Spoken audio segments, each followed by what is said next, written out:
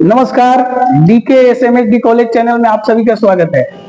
हम बता देना चाहते हैं कि बहुत विद्यार्थी ऐसा है जो पोस्ट मैट्रिक स्कॉलरशिप जो अभी भरा रहा है, वो भर के ला के जो महाविद्यालय पे जमा कर रहे हैं, उसमें बहुत ही त्रुटिपूर्ण भी ला के जमा कर रहे हैं, जिससे पैसा आने का संभावना कम रहेगा। हम बता देना चाहते हैं कि जैसे अभी 2 सत्र का इसमें भरा रहा है, 2024-25 और 2025-26। इसमें जो इसका लास्ट डेट है 15/11/2025। तो सबसे पहले ये समझने का हमको जरूरत है कि मान लीजिए हम लोग 2024-25 में विद्यार्थी कौन भर सकता है, ये पहले जानकारी सबसे पहले जरूरी है। 2024-25 में वही विद्यार्थी भर सकता है। बहुत विद्यार्थी ऐसे है जो फी रिसिप्ट है, एग्जाम फीस सब चीज जोड़ के उसमें डाल दे रहा है। अभी इसमें प्रवेशिकोत्तर का मतलब होता है, इसमें लिखा रहता है कि प्रवेशिकोत्तर।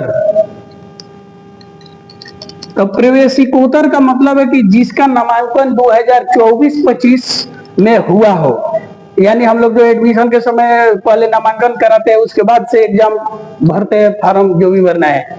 तो अभी 24-25 में जिसका भी एडमिशन 24-25 में हुआ है, 24 में, वो फी रिसिप्ट लगाना है।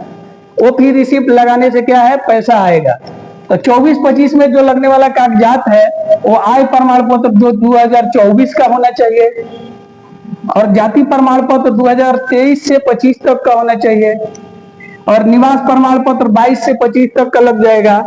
इसमें 10th का अंक प्रमाण पत्र, और ये 5 नंबर पे है जो पिछले वर्ष प्रीवियस ईयर में पढ़ा गया अंक प्रमाण पत्र।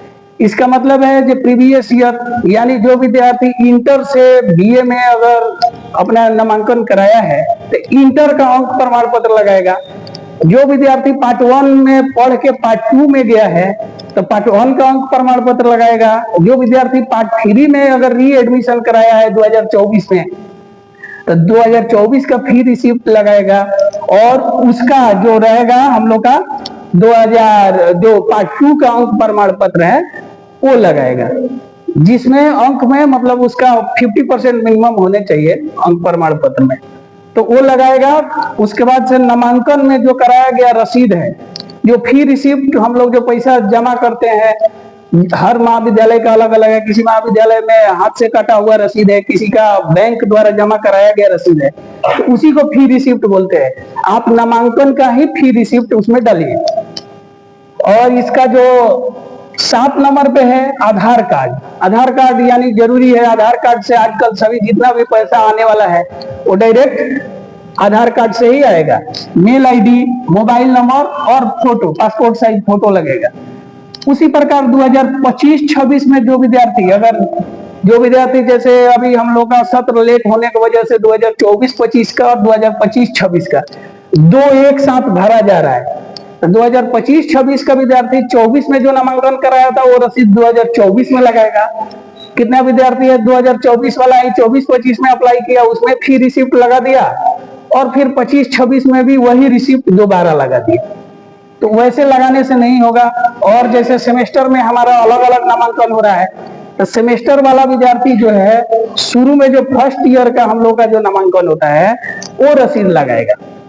फर्स्ट ईयर में जो हम लोग का सबसे शुरू में फर्स्ट सेमेस्टर में हुआ है वो लगा देगा। तो 1 साल में 2 परीक्षा देना है, तो 2 परीक्षा देना है, यानी फिर थर्ड सेमेस्टर में जो हम लोग नामांकन कराएंगे, यानी दूसरा ईयर का उसका नामांकन मानेंगे कि सेकेंड ईयर में हमारा नामांकन हुआ, तो उसको लगाना है। उसका भी 2025-26 का भी वैसा ही सेम ही कागजात लगेगा।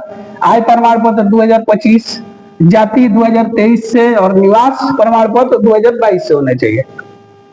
उसमें भी 10th का अंक प्रमाण पत्र लगेगा। और उसका भी 25-26 वाला भी जो प्रीवियस ईयर में जो पास किया है वो वाला अपना अंक पत्र लगा देगा। और फिर नामांकन वाला फी रिसिप्ट 2025 में जो काटा गया होगा, 2025 में जो एडमिशन कराया है, जैसे अगर 23-27 का विद्यार्थी है तो अपना थर्ड सेमेस्टर में नामांकन कराया है यानी सेकेंड वर्ष में, तो वो 2025 में कराया होगा, वो मतलब इसमें लगा सकता है। उसका भी फिर Aadhaar card, Gmail ID, mobile number, photo, मतलब सभी विद्यार्थी अपना फी रिसिप्ट और कब वो पास हुए हैं वही देख के लगाए, ताकि पैसा समय अनुसार आ सके। नमस्कार, धन्यवाद। है।